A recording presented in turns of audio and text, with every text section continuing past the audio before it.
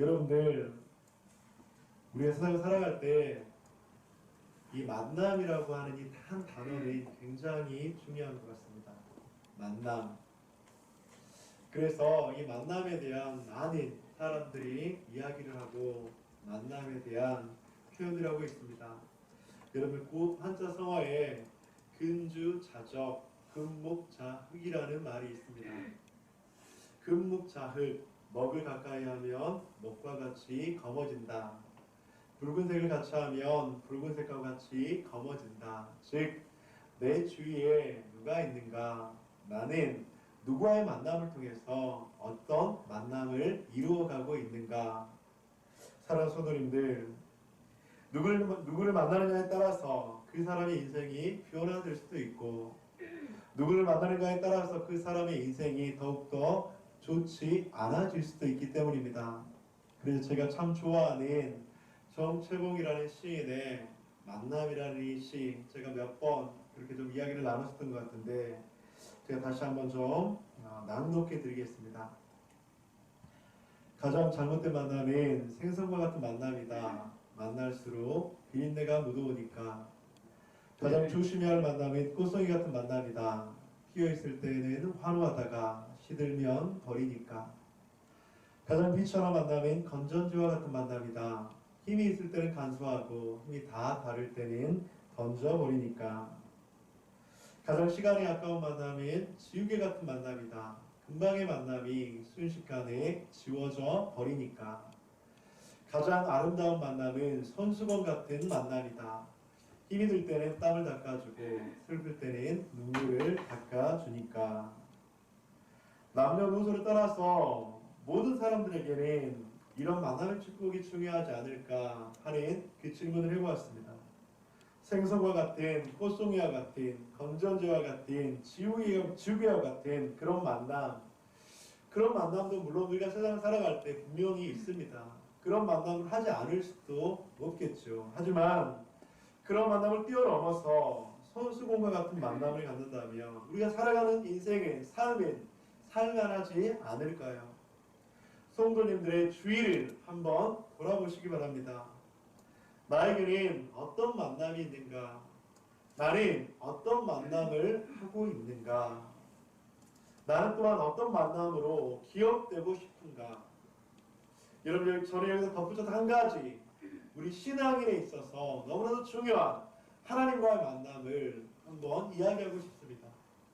우리는 하나님과 어떤 만남 가운데 있습니까? 꽃송이와 같은 만남입니까? 지우개와 같은 만남입니까? 아니면 생선과 같은 만남입니까?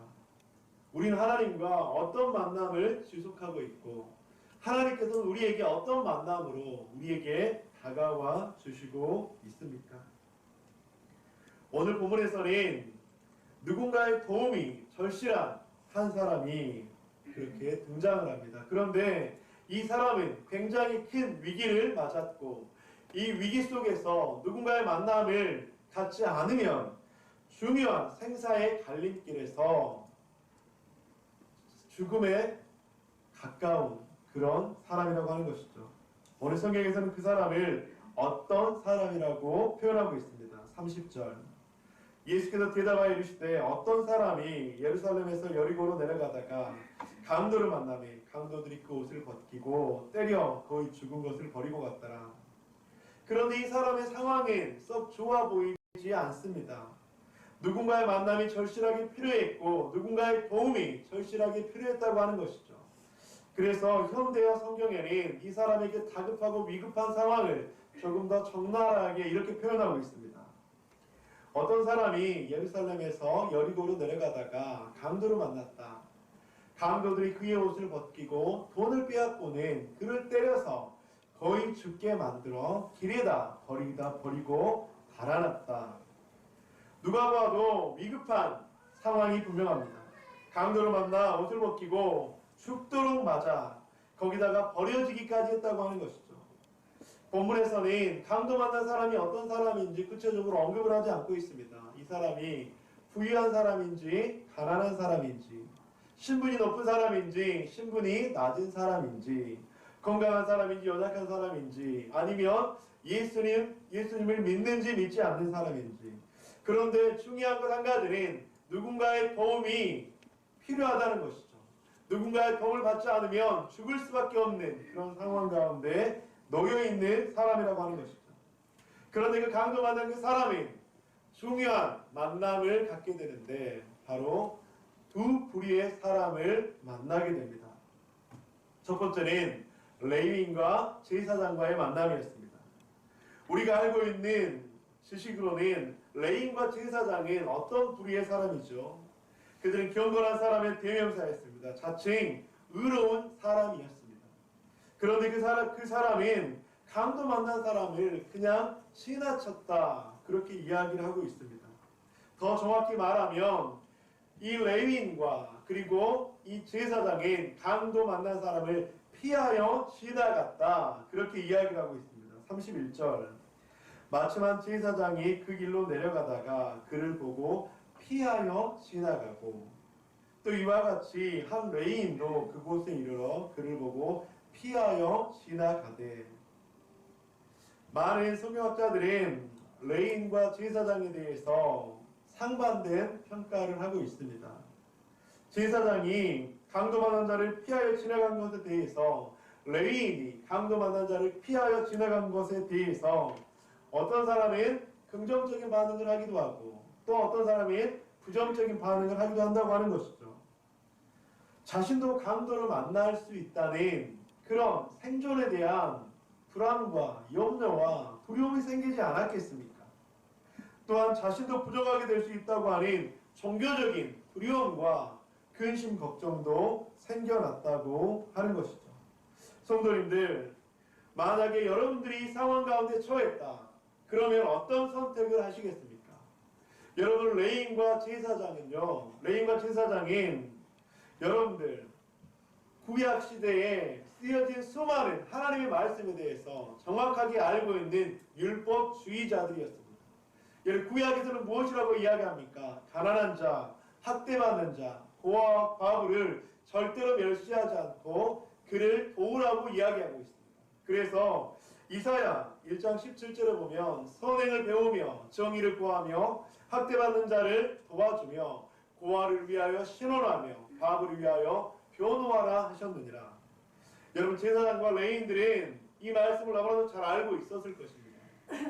그런데 레위인과 제사장들은 이 말씀을 잘 알고 있었음에도 불구하고 선을 행하지 못했다고 하는 것이죠. 여러분, 저는 레위인과 제사장의 모습을 보면서 과연 우리라면 이 상황 가운데서 어떻게 행했을까라는 질문을 좀 계속해 보게 되었습니다. 그러면서 레위인과 제사장에 대해서 조금 더 한번 이해하는 측면으로 말씀을 보았습니다. 여러분, 레위인과 제사장은 여러분들 종교적인 두려움 아니면 생존 욕구에 대한 두려움 때문에 어쩌면 이 강도 만난 그 어떤 사람을 피해 갔다고 하는 거예요.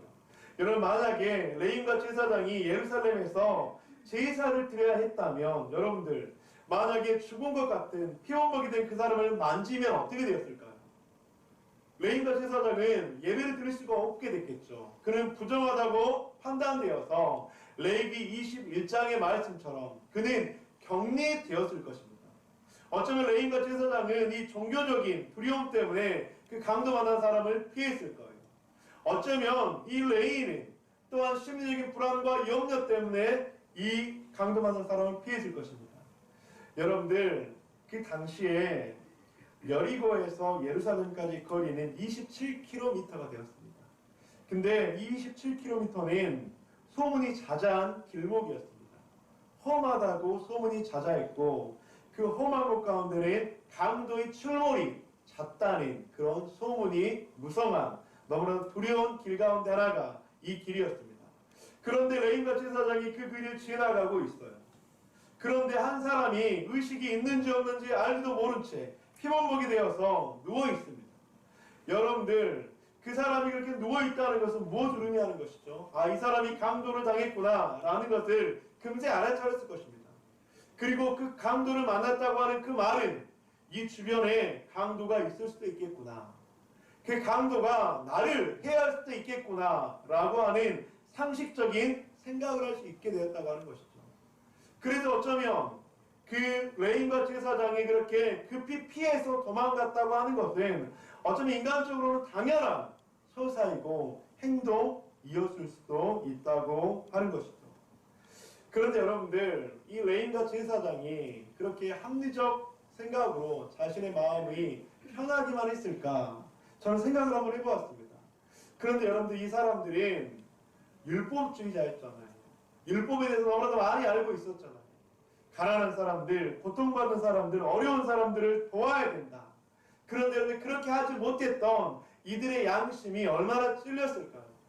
이러지도 못하고 저러지도 못한 그 딜레마에 빠진 이 레인과 제사장의 모습, 한편으로는 이해가 되었고 한편으로는 그들이 불행해 보였습니다. 왜냐하면 그들은 하나님의 말씀을 알았지만, 선을 행하는 것을 알았지만 그렇게 하지 못할 상황에 있는 이들. 사랑하는 성도님들, 우리는 신앙생활하면서 늘 이런 딜레마에 빠질 때가 참 많이 있는 것 같아요. 사랑을 실천해야 된다는 걸 너무나도 잘 알아요.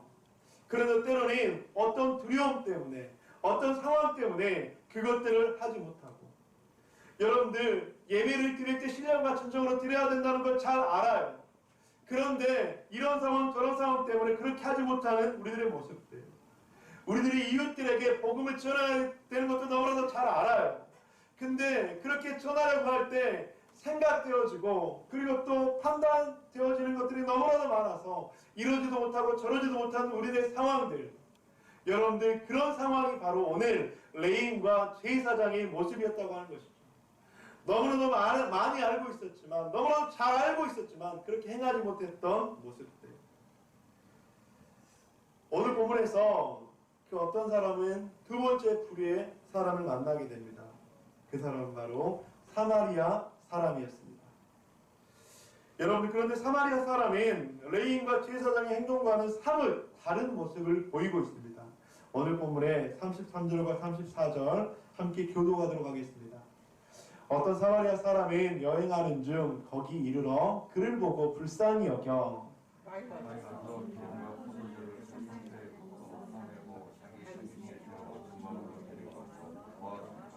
여러분, 현대의 성경을 보면 여러분들이 누가복음 10장 33절 이 말씀을 이렇게 좀 더 구체적으로 표현을 해요. 유대 사람에게 멸시를 받는 한 사마리아 사람은 밤을 새워 그를 간호하였다.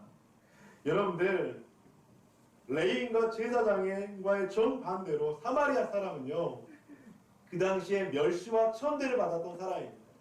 여러분들, 요한복음을 보면 우물가 여인을 기억하시죠? 그는 사마리아 여인이었습니다. 여러분, 그가 왜 많은 사람들이 오지 않는 그 정오의 뜨거운 햇볕 속에서 우물가에 물을 기르러 왔던 것은 다 아실 것입니다. 많은 사람들이 이 사마리아 사람들을 개, 돼지 취급을 했습니다. 그를 멸시했습니다.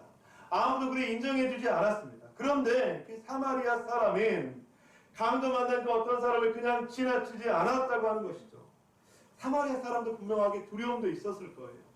사마리아 사람도 종교적인 꺼리낌도 있었을 것입니다. 하지만 사마리아 사람은 불쌍히 여기고 가까이에서 밤새워 돌보아 주었다. 그렇게 말씀을 하는 것이죠. 그리고 사마리아인의 그 긍휼함, 불쌍히 여김은 거기서 끝나지 않았습니다. 거기서 끝나지 않았고 그 이후까지 그 영혼을 책임지는 모습을 보였다고 하는 것이죠. 35절, 그 이튿날 그가 주막 주인에게 데나리온 둘을 내어주며 이르되 이 사람을 돌보아 주라. 비용이 더 들면 내가 돌아올 때에 갚으리라 하였으니. 여러분들, 만약 이 사마리아인이요 자기가 드러나고 싶었다면 두 데나리온과 함께 한 손에는 또 무엇을 주었을까요? 여러분들, 자기가 만약에 드러나고 싶었다라고 한다면 이 두 데나리온과 함께 명함을 주지 않았을까요? 이 사람이 깨어나면 분명히 물어볼 거예요. 누가 나를 구해주었습니까? 내가 강도 만난 것까지는 기억이 나는데 그 이후에는 기억이 나지 않습니다. 누가 내 생명의 은인입니까? 만약 이 사마리아 사람이 자기가 드러나고 자기가 행한 선한 행위가 인정받고 싶었다고 한다면 그렇게 했을 것이에요. 그런데 이 사마리아 여인이 사마리아 사람인 보상받을 수 있는 어떤 흔적도 남기지 않고 그냥 2데나리온을 주고 혹시라도 돈이 더 필요하면 내가 돌아오는 길에 더 드리겠습니다 하고 떠났다고 하는 것이죠. 참으로 대단한 사람인 것 같습니다. 어떻게 이렇게 할 수 있을까? 여러분들, 오늘 본문에서는 그러면서 진정한 생명의 만남을 가진 사람이 누구인지를 질문을 하고 있습니다.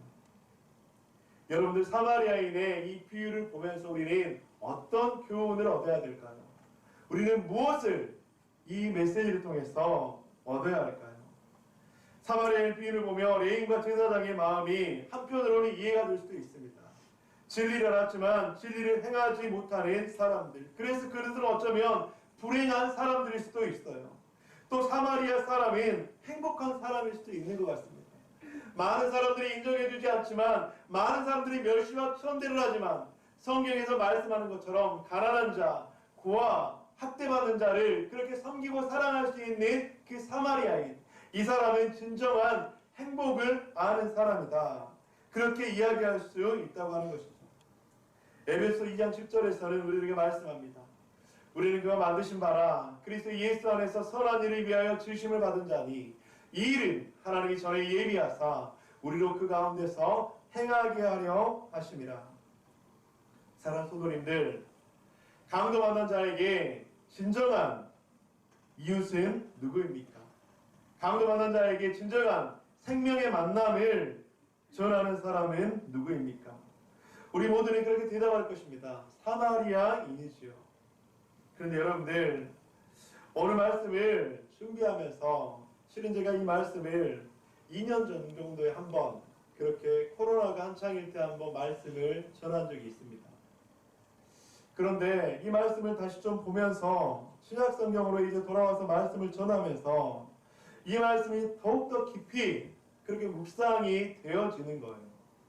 그러면서 이 말씀 가운데 만약 우리가 사마리아인처럼 선한 일을 행해야 한다, 사마리아인처럼 우리는 이웃을 사랑해야 한다, 사마리아인처럼 베풀어야 한다, 그런 윤리적인, 도덕적인, 율법적인 그런 모습에서 만약 우리가 끝난다면, 물론 그것도 너무나도 귀한 일이고 하나님께서 원하시는 일이지만, 여러분들이 이 본문에서는 더 깊은 영적 의미들을, 메시지들을 우리들에게 보여주고 있다고 하는 것입니다. 여러분, 그러면서 이전에 보여주지 않았던 두 단어가 이번에는 더 깊이 좀 와 닿았습니다. 오늘 본문의 30절의 말씀입니다. 우리 함께 읽어보도록 하겠습니다. 시작.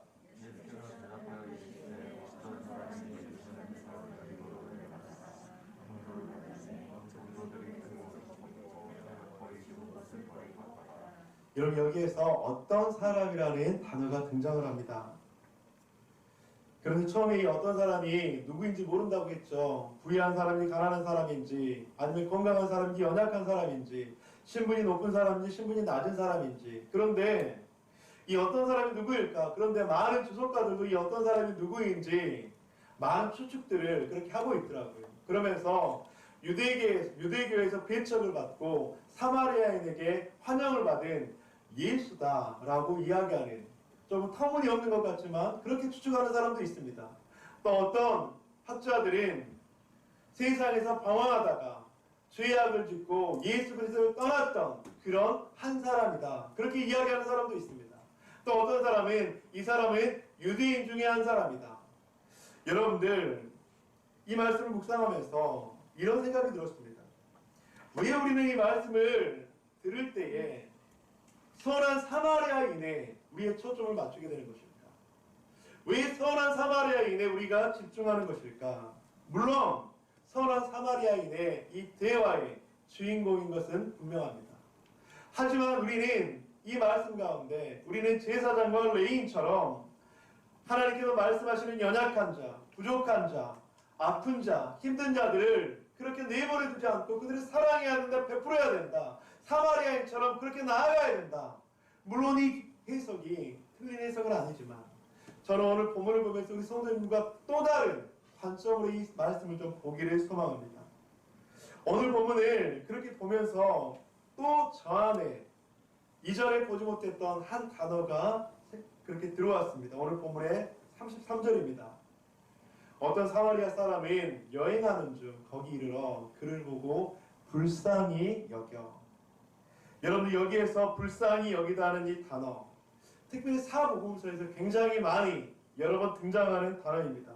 그런데 불쌍히 여기라는 이 말씀을 보면서 사복음서에서 어떤 때 이 말씀을 썼는지 한번 보도록 하겠습니다. 마태복음 9장 36절, 무리를 보시고 불쌍히 여기시니 이는 그들이 목자 없는 양과 같이 고생하며 기진함이라. 마가복음 6장 34절, 예수께서 나오사 큰 무리를 보시고 그 목자 없는 양 같음으로 인하여 불쌍히 여기사 이에 여러 가지로 가르치시더라. 누가복음 18장 13절 한번 읽어주시기 바랍니다. 시작.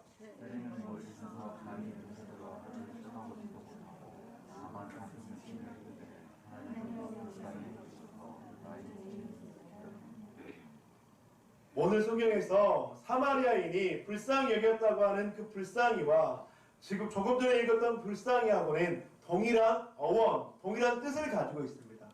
헬라어로 스플랑크 니조마이라고 하는 단어이죠. 그런데 이 스플랑크 니조마이라고 하는 이 단어는 내장이 끊어질 것 같은 아픔을 표현할 때 사용되는 단어입니다. 예수님께서 무리를 보시고 불쌍히 여기셨다. 예수님께서 목자 없는 양 같은 무리를 보시고 불쌍히 여기셨다. 예수님께서 죽어가는 한 영혼을 보고 불쌍히 여기셨다고 했을 때 이 스플랑크 니조마이라고 하는 이 단어를 쓰는데, 오늘 본문에서 사마리아인은 바로 그런 마음으로 이 어떤 사람을 보았다고 하는 것입니다. 여기서 말하는 불쌍히 여겼다고 하는 것은 측은지심이나 동정심이 아니에요.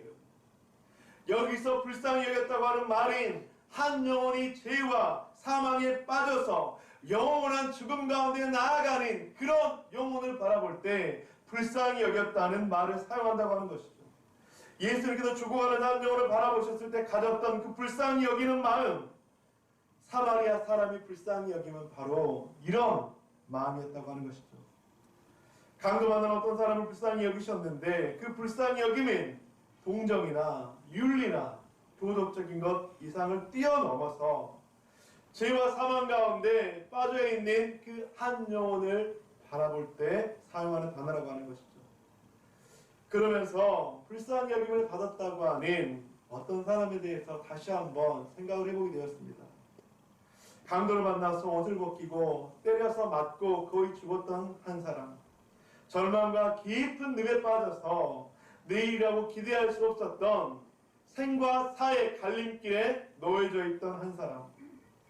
여러분들, 그런데 그 어떤 사람이 바로 나 자신이라고는 혹시 생각해 보셨습니까? 사랑하는 성도님들, 우리는 늘 이 본문을 보면서 사마리아인의 초점을 맞추기도 합니다. 하지만 여러분들, 우리는 사마리아인의 초점을 맞추기 전에 강도 만난 그 어떤 사람이 바로 우리 자신이었음을 우리는 깨달아야 된다고 하는 것이죠. 우리 모두는 강도 만난 그 어떤 사람 중에 한 사람이었습니다. 우리는 육신의 강도만 만나지 않았지, 여러분들 우리의 영혼을 사단에게 빼앗겼던 사람이 아닙니까? 여러분, 죄와 사망 가운데 죽어가고 있었던 한 사람이 아니었습니까? 우리의 건강을 빼앗기고 우리의 물질을 빼앗기고 하나님의 사랑을 빼앗기고 세상이 추구하는 가치와 세상에서 주인 삼는 것에 우리들의 마음을 빼앗겼던 사람이 아닙니까? 여러분, 바로 그 어떤 사람은 바로 우리라고 할 수 있습니다. 그 어떤 사람과 같은 우리들을 위해서 예수님께서는 불쌍히 여겨주셨고 구원의 은혜를 주셨고 새로운 삶을 주셨고 지금 이 자리에 우리를 불러주셨다고 하는 것입니다. 우리를 위해 밤새 간호해 주셨고 우리를 위해 아끼지 아니하셨던 십자가의 사랑. 사랑하는 더보듬의 가족 여러분, 우리는 사마리아인처럼 무엇을 행하기 이전에 하나님과의 관계가 회복되어지기를 주님의 이름으로 간절히 축복합니다. 그 어떤 사람과 같았던 우리를 위해서 십자가에 못 박혀 돌아가신 예수 그리스도의 그 사랑, 그 어떤 사람처럼 강도를 만나서 죽을 수밖에 없었던 우리들을 위해서 자신의 모든 것을 내어주신 그 십자가의 사랑, 여러분, 그 십자가의 사랑이 우리 가운데 회복되어지지 않는다면 우리가 행한 사마리아인처럼 행한 그 모든 행위는 어쩌면 레인과 제사장처럼 율법에 사로잡힌 그런 모습이 될 수도 있다고 하는 것이죠. 그래서 우리는 오늘 이 시간 주님 앞에 다시 한번 결단하며 기도하기를 소망합니다. 하나님, 지금까지는 제가 선한 사마리아인이라고 생각했는데 주님, 제가 강도 만난 그 어떤 사람이었군요. 주님께서 나에게 그렇게 자비를 베풀어 주셨군요. 주님께서 나에게 그렇게 은혜를 베풀어 주셨군요. 사랑하는 성도님들, 다시 복음 앞에 나아가기를 축복합니다. 강도 만났던 그 어떤 사람을, 어떤 사람이었음을 잊어버렸던 나의 모습을 주님 앞에 회복하기를 간절히 축복합니다. 그런 이후에 우리는 이웃들을 바라봐야 합니다. 그런 이후에 우리는 선한 사마리아인처럼 또 다른 강도 만난 그 어떤 한 사람을 바라봐야 합니다. 여러분들의 주위에는 강도 만난 그 한 사람이 있지 않습니까? 강도를 만났던 것처럼 자신의 영혼을 어둠 속에 빼앗겨버리고, 강도 만난 사람처럼 하나님의 그 사랑을 빼앗겨버리고 그렇게 죽어가는 한 영혼이 있지 않습니까? 그렇다면 그 영혼들을 위해서 우리는 예수님처럼 불쌍히 여기는 그 마음, 선한 사마리아인처럼 불쌍히 여기는 그 마음이 회복되어져야 될 것입니다. 여러분, 그 마음이 우리 가운데 회복되어져야 합니다. 우리들의 가족들 가운데 그 영혼이 강도 만난 자와 같은 사람이 있지 않습니까? 우리들의 이웃들 가운데 그 영혼이 강도 만난 자와 같은 아픔 가운데 있는 영혼들이 있지 않습니까? 여러분들이 그 영혼들을 빼앗겼다면 그 영혼들이 주님께 돌아오는 놀라운 역사가 있도록 우리는 주님 앞에 나아가야 합니다. 하나님, 그들을 긍휼히 여겨 주옵소서. 하나님, 그들을 긍휼히 여길 수 있는 마음을 우리 가운데 허락하여 주시옵소서. 하나님, 나의 이웃들 가운데, 나의 가족들 가운데 죽어가는 한 영혼들을 바라보며 하나님, 오늘 사마리아인처럼 긍휼히 여기는 그 마음을 우리들 가운데 허락하여 주옵소서. 말씀을 맺도록 하겠습니다. 사랑하는 성도님들, 우리들은 강도 만난 것 같은 그 어떤 사람들이었지만 예수님께서 우리를 불쌍히 여겨주셔서, 긍휼히 여겨주셔서 우리를 십자가의 보혈의 능력으로 정결케 하시고 천국 백성 삼아주시고 영생의 선물을 주셨는 줄 믿습니다. 사랑하는 성도님들, 우리가 그 은혜로 말미암아 이번 한 주를 살아갑시다. 우리가 그 은혜로 말미암아 이번 한 주 우리들의 이웃들을 바라봅시다. 우리가 그 은혜로 말미암아 이 마음을 가지고 하나님 나에게 주신 또 다른 강도 만난 자와 같은 그 영혼들을 바라볼 때 긍휼히 여기는 마음을 허락하여 주시옵소서. 하나님, 그들에게 십자가의 사랑으로 다가갈 수 있도록 도와주시옵소서. 그럼 이번 한 주 그리고 우리들의 삶이 되시기를 주님의 이름으로 간절히 축원드립니다.